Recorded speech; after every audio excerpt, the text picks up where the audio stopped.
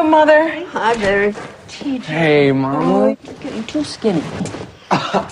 Hey, boys. Hey, Jack. Hey, Teddy. You're not hey, going to Bobby. see Bud for the first time in 2 years just like that, I hope. Well, first of all, I'm divorced. Secondly, I was involved in a diplomatic crisis all day. I didn't have time for a costume change. You see this woman trying to play the game the men's way. You know, she's running for office. By the time you meet her again, she's lost. She's given up running for office. She's divorced.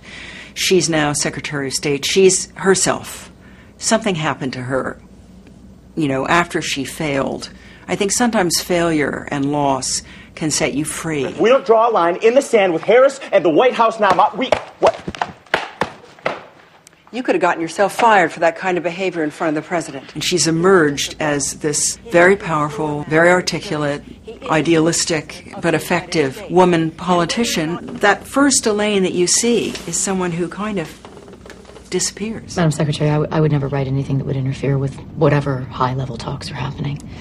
You finally decided to acquire some journalistic ethics. Definitely Susan Berg and Elaine Barish have a complex relationship. Look, I know I wrote some tough things about you in the past. It may surprise you, Miss Berg, but I've actually never read your columns. There's this sort of combination for Susan of wanting to sort of emulate this woman in some way and yet really resenting certain and not understanding and wanting to get to the bottom of certain actions that Elaine has taken in her personal life. I did read your book. One of the things that our material is interested in is how people relate to strong women. No one read my book. Well, maybe it was the title.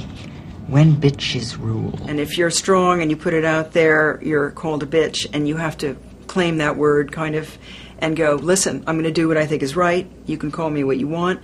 And I think it's one of the ways that Susan, this journalist, and Elaine do bond, because they're both strong women, they're both articulate women, and they've probably both been called bitches. In fact, I think probably Susan probably called Elaine a bitch at some point. I was trying to reclaim the word. It might have impacted your sales.